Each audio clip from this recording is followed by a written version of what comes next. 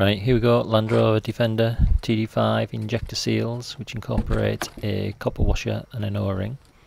Now, as you listen to mine, you can hear when the pump primes for the fuel, it just seems to prime for ages, which means air is getting into the system. So let's pop the bonnet and let's get to work in changing these seals.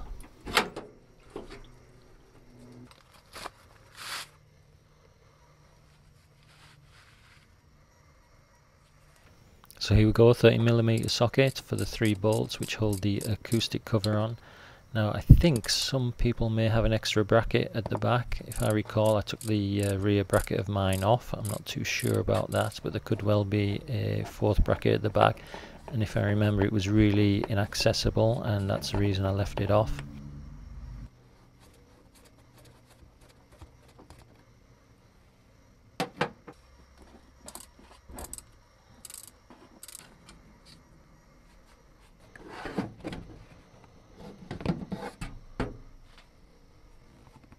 Next up we have the vent tube, which is straightforward enough, just on a clip. Compress the clip and it should slide off pretty easy. Now moving on to the actual rocker cover. Now this you have to be careful with. 8mm socket, and you have to relieve the pressure on these bolts slowly, starting from the middle, working your way out in an equal pattern. Generally they will crack off maybe a quarter of a turn, half a turn, and then it's a case of working your way around gradually and evenly. Just take your time with this, just so you don't warp the cover. It is made of a soft aluminium.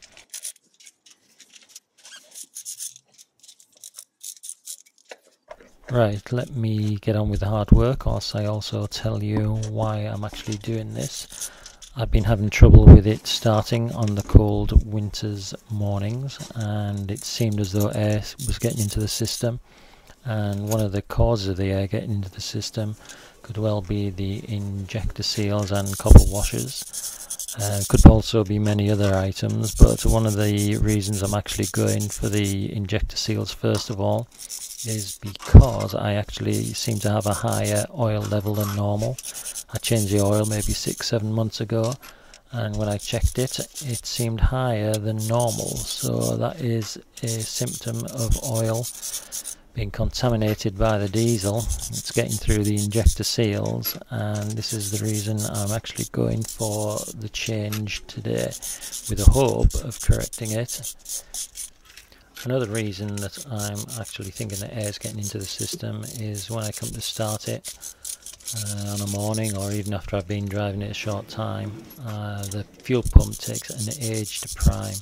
You can hear it gurgling away, and it should maybe take 3 seconds or so, but mine is running for probably 30 seconds before it's happy to fire up. The actual Land Rover itself runs fine once it's up and running, but that fuel pump is making some strange noises. So next up we can remove the rocker cover. It might have a bit of a seal to it, so just give it a quick tap and it should come free. And just be gentle with this when you lift it off. It does snarl up on a couple of things, and remove and put somewhere safe. Next up, 13mm, and we're going to remove or loosen off the actual injector lock nuts. Again, these need cracking, and just keep your socket on firm and square and they will all crack off quite easily.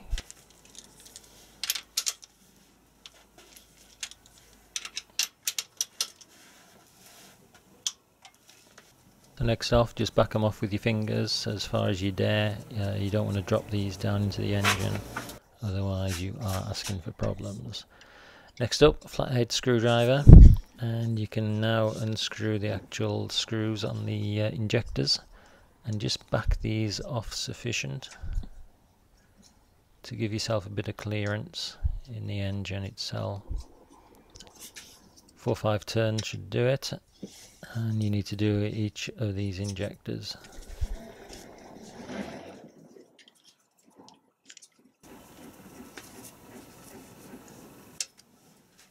.10mm socket with an extension bar attachment just so you can reach a little bit further down, and we're going to be removing the horseshoe shaped brackets which actually hold the injectors down. Again, just be careful with these, they are quite a big size bolts, so you should be able to crack those off easy enough and withdraw them. I tried to do it in one, the bracket and the bolt, but as you can see my fingers are way too fat. There's no way that's coming out as one. One thing about these brackets, I think some of these parts are supposed to be renewed whenever you do the servicing on like this, but to be honest, with a general inspection of them, and they look fine to me on mine specifically. Just use a bit of common sense there. And make sure as well, if you're taking all your injectors out in one go, just make sure you keep the horseshoe brackets that came with that particular injector, keep them married up together so that they go back in the same hole. Right, here we go. Next up is the fuel pipes, two of them. This one's a fuel pressure regulator. I removed the actual electrical connector first of all, gives you easier access, and you can just squeeze the pipe fitting together and it will slide off pretty easily. This is to relieve the pressure of the fuel in the rails, and it allows you to put the injector in much easier. And secondly is the second pipe on the cooler, fuel cooler. Again, it's quite easy, it's a bit tricky to get through this one, but it should slide off. Next up, the injector wiring loom. Each of the injectors has a electrical connector which needs to be removed. It's a case of compressing the clip that surrounds them and a quick wiggle, and they should come off fairly easily. Nothing too awkward about those. And the final one, hopefully you've got 5 cylinders in there. And then there's also the connector on the front left of the engine. Again, it's just to pull together and eventually pop that through. Let's talk about injectors. Here I am cleaning the injector up, and hopefully there is a code on the top of this injector. Each injector has a unique code so that the ECU can communicate with it and make allowances for different tolerances as to how the fuel flows through them. You need to make sure that when you take these out, either do them one at a time or make sure you make a note of the code that is on each one of these and make sure it goes back in the same hole.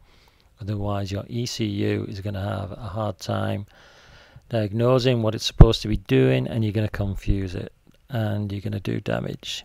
So here you can see on the top of this injector the coding for it. Note this down. I would do it before you take them out even, just so you've got a record of them all.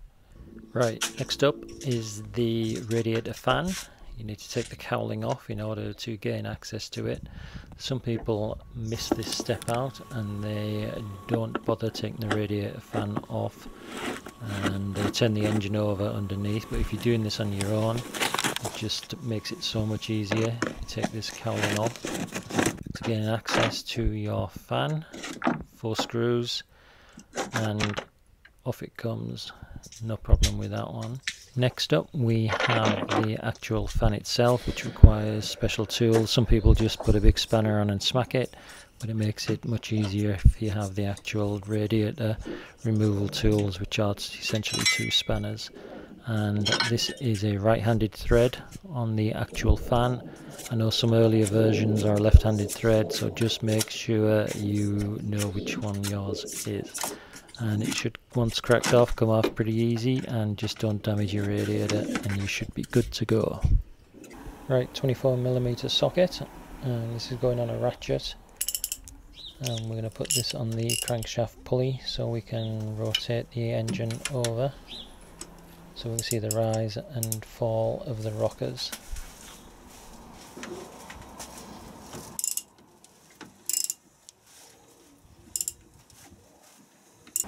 Next up, 10mm socket. This we're going to use to back off the injector rocker shaft bolts.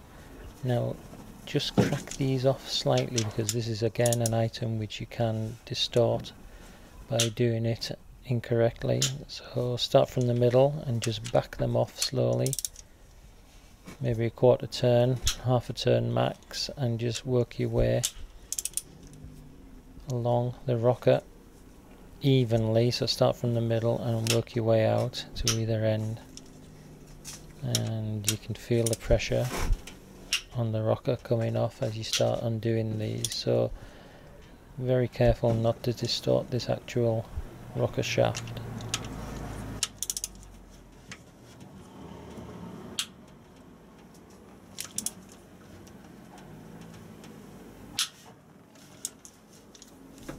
Please take your time with this one, do not rush it, it's not worth it. As you can see here, just keep working them and eventually you will get there. It's just not worth rushing it.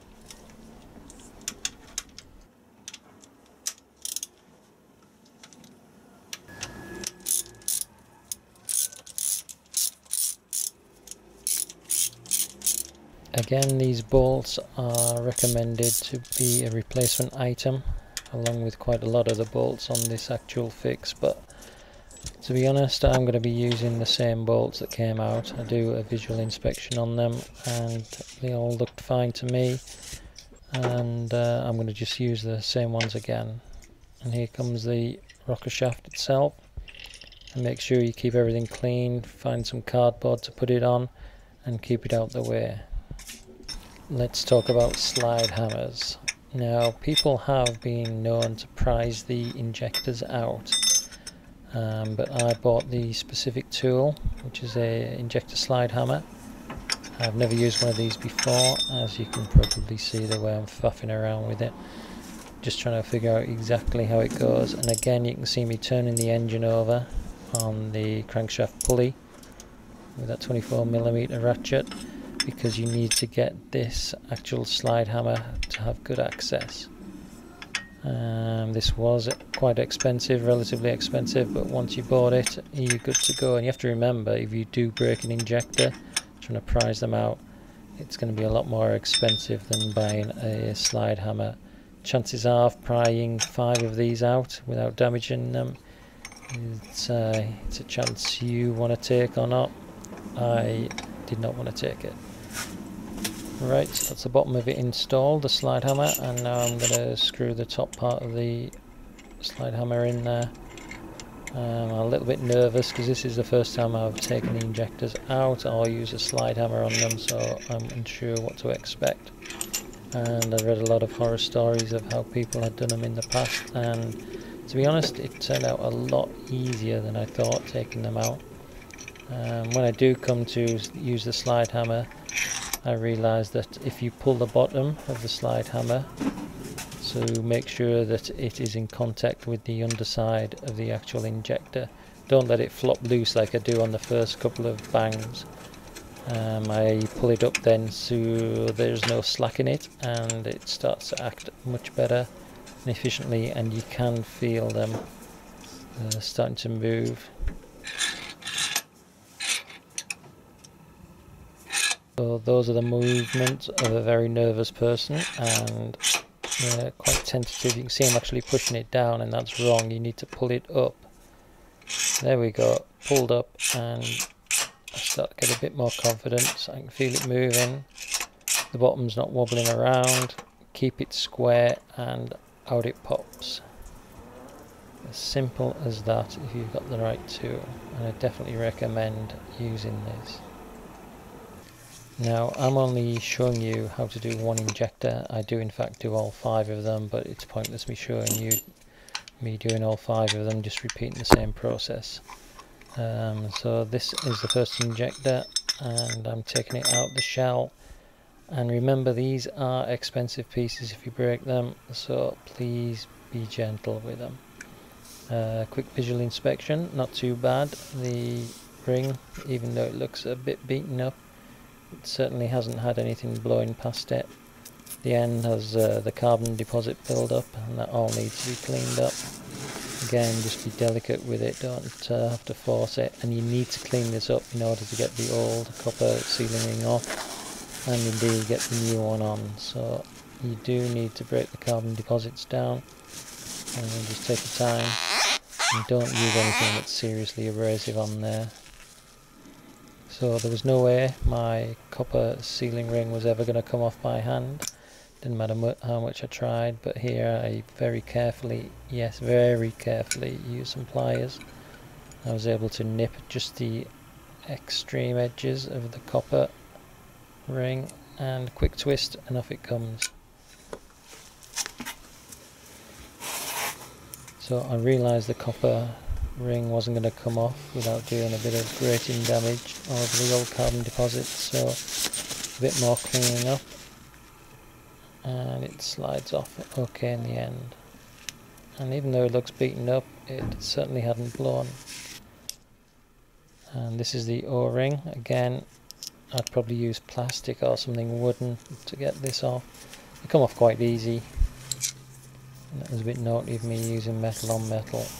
I was cautious enough. Comes the ring and a good clean up. And again, the actual O-ring was not broken either and looked in pretty good shape.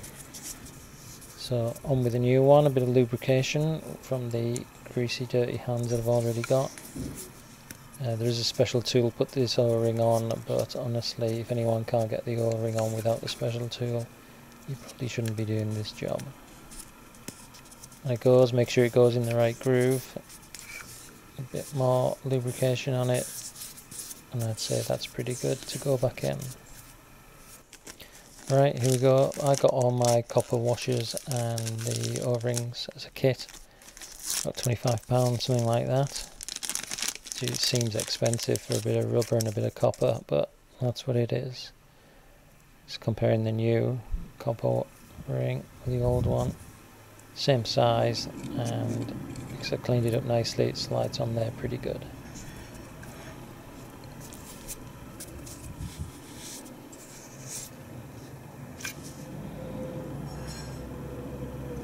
Next up, we have to clean the bore that the actual injector came out of. Make sure that the copper sealing ring does exactly as it says. Clean it right up. Mine weren't too bad. No dirt, no grit. Again, a little bit more lubrication onto the O-ring, and you will drop that down. Make sure you do not drop your copper washer. Mine was stuck quite nicely on there. And you pop that into place. Do not twist it. Just push it in. It usually, there we go, it will click into position and you will hear it. If it doesn't, don't worry about it, because the shells, which we're putting back on now, just use your hand to locate them. Don't try and drop them in with any tool. They will go in quite easy. Just feel the way in, and they will pull the actual injector down into position once you've torqued them up. So here I am just using my fingers to get it started. You do not want to cross thread this, and it's going to be a 10 milli socket, as I am using my hands again just to get the feel and make sure it's not cross threaded. Tighten it up, and it's going to be torqued up to 32 Newton meters or 24 pounds per foot.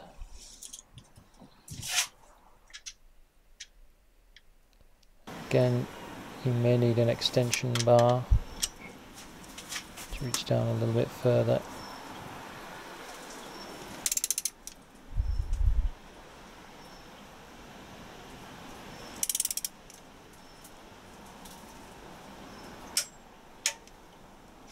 And there we go. Right, so once we got all of the injectors sorted out and back in place, it's reassembly time, and back on goes the injector electrical loom. Again, these are all just push fit, and the last one, which pushes through the actual head, and they only go one way so you can't get them wrong. That's a famous last word, so don't force them is what I'm trying to say. No effort at all, and that's clicked into position. Next we have the injector rocker. Again, expensive part, be careful with it. And again, all I'm doing here is going through, first of all, nipping them down and making sure nothing is fouling. I'm not tightening it up at this stage. I'm just getting all the bolts started, making sure all the rockers are free to move. And this is something which has to be torqued down again correctly as the way you took it off. You do not crank from one end and go work your way along.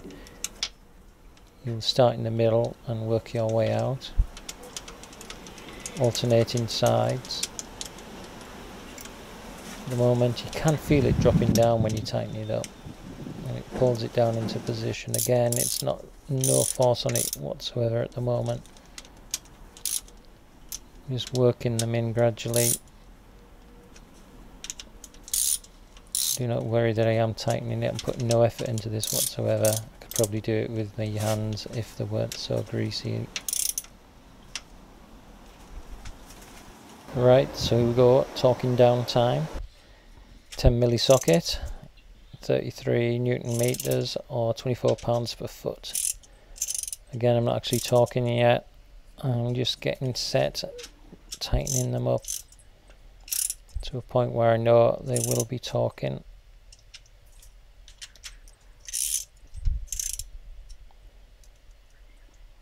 Again, I can feel it actually pulling down the rocker. Just evenly doing them for now.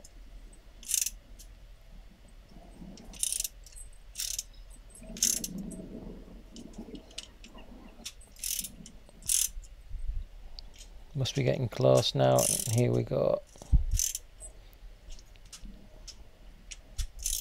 So this is going to be the first one that's going to be torqued towards the middle.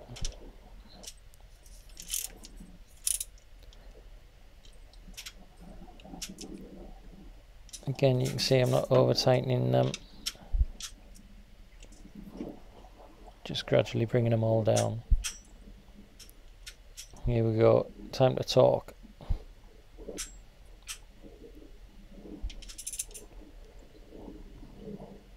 Start the middle and come one way and then go the next, just to keep it all even.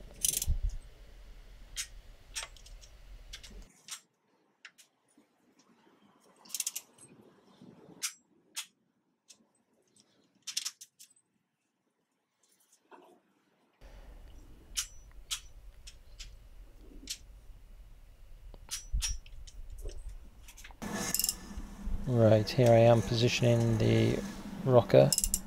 I need to make sure the rocker is at its lowest point. So the cam is the high point, the rocker is the low point.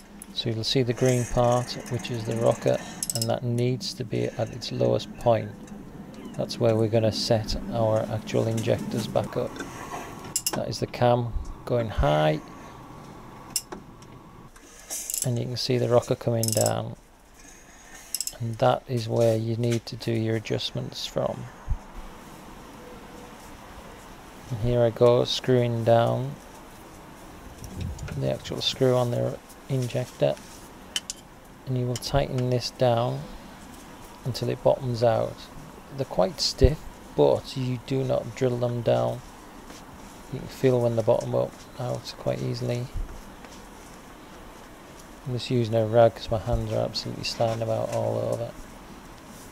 So you screw these all the way down, and once they bottom out, you turn them back 360 degrees. So you're backing the screw off 360 degrees, and that's very important because you do not want your piston clattering through your injector. That's what will happen if you do not set these up correctly. So that's locking up back down, finger tight, and again this has to be torqued up correctly. 16 Newton meters or 12 pounds per foot. Now before we walk away from this and think it's a good job, you can see I'm turning the engine over. I will go first forwards and then backwards, and I will make sure that the engine freely turns over and the piston is not clattering with this injector. So I've gone one way, I'm busy turning the ratchet round, and here I come again, just to make sure it freely goes all the way down, and then it will start to rise again. There should be no obstruction whatsoever with this. And here we go, back up. That is one injector sorted out. So it's time to put the fuel hoses back on. These are just push fit, so that's it. Cooler hose back on, and it should snap on.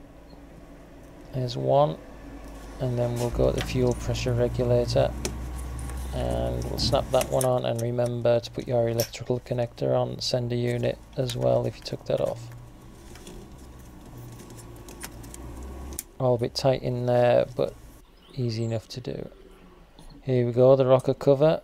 I'm doing a quick inspection of the gasket. This gasket was done not that long ago, a couple of years maybe. It's never been off since. Quick visual inspection, looked good to me. Careful when putting this back on. It goes without saying really. Just make sure it sits on nicely. And this also needs to be torqued up. This is one of those items where the bolts are supposed to be renewed along with like a rubber gasket, but again, mine look fine, and why change them? So we're going to torque these up with an 8mm socket, 9 Newton meters and 7 pounds per foot.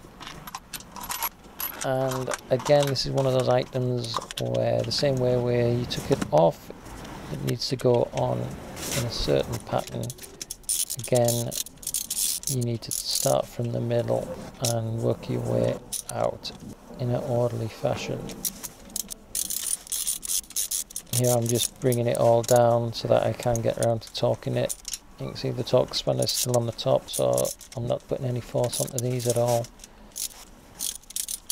There are a lot of them, and it's just easier to use it with that socket. This is obviously not at real-time speed, but this is. So we're getting somewhere near now.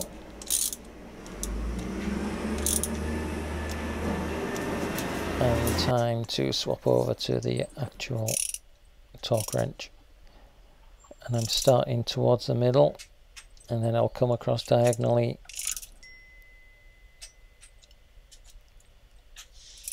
And then opposites, and again I'll come across diagonally.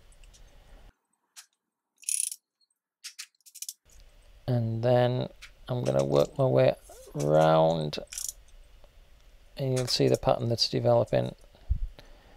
Just do not follow a logical pattern of doing one end and then the other end. You want this to pull down as evenly as possible and give your gasket the best chance possible of sealing.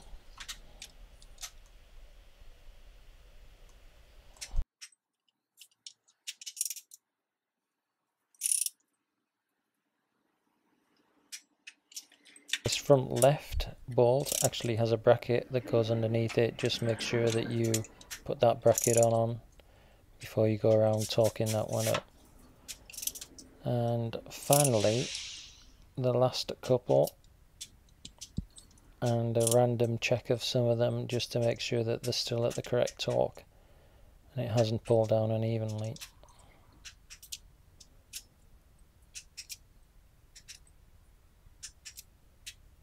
All of those seem fine.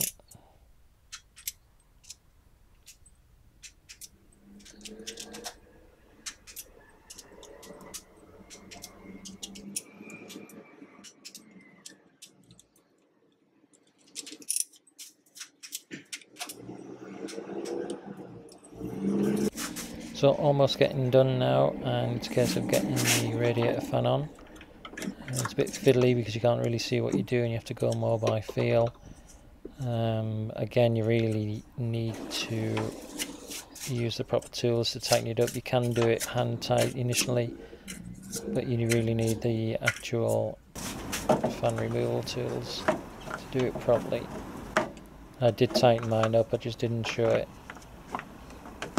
And back on with the radiator cowl. 4 screws, and it should lock down pretty easy.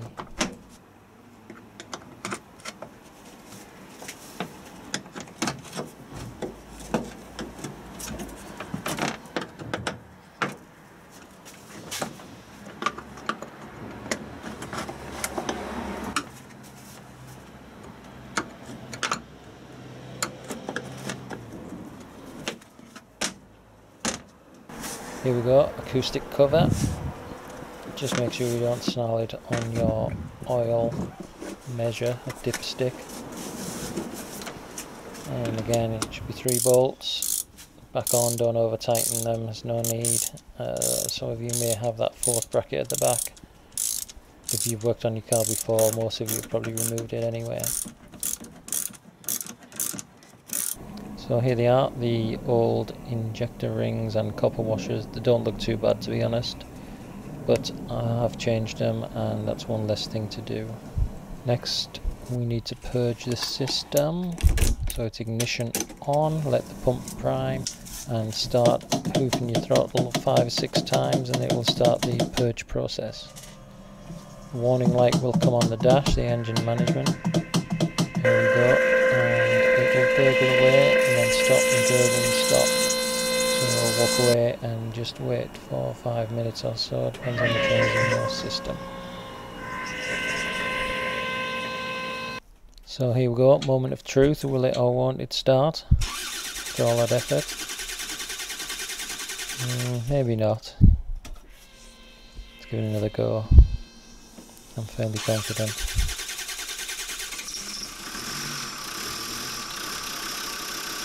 Sounds pretty good to me. Job done, feet up, time for a beer.